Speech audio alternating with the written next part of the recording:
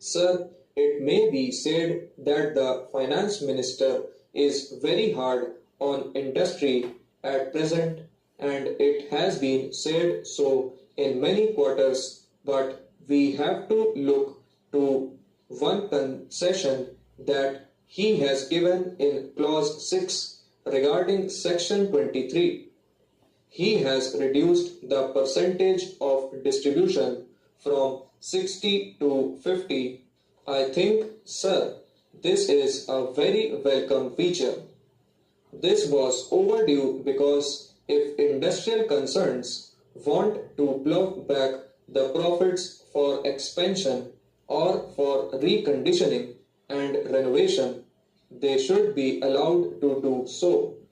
This gives us an idea about his inclination, which is that the country should be industrialized at a fast pace, and on this account, he has given this concession.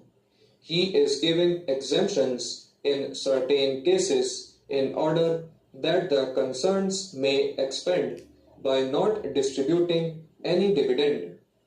In giving such exemptions, I hope he will be very generous. Now, sir, I would come to the third point about depreciation, allowance, development rebate, and compulsory deposit.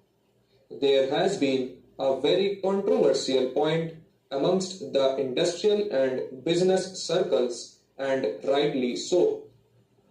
In the bill, as it has been drafted, government have taken too much power for asking concerns to deposit a percentage on account of profits and gains before the 300th of June if certain conditions exist regarding reserves, fixed assets, and so on.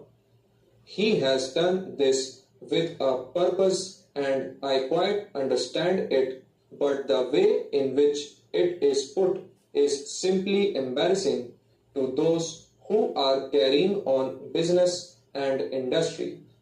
He has assured us that he will use this power in the most liberal manner, but that assurance could very well have been implemented by having some changes in the clause which has been brought before the House, because this deposit has to be made before the 30th of June.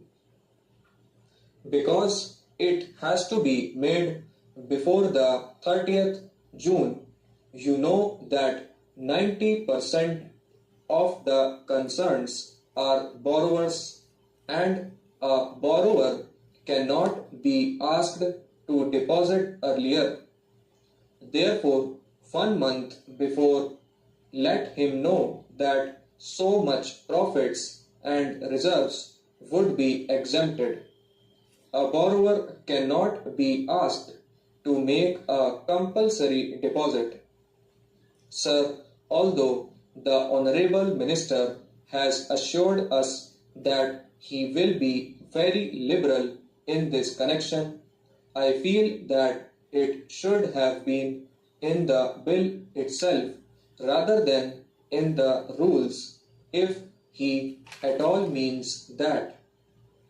As regards working capital, no mention is made that the genuine needs of working capital will be provided in this rule for compulsory deposit, because when the concern requires working capital, it should be fully provided.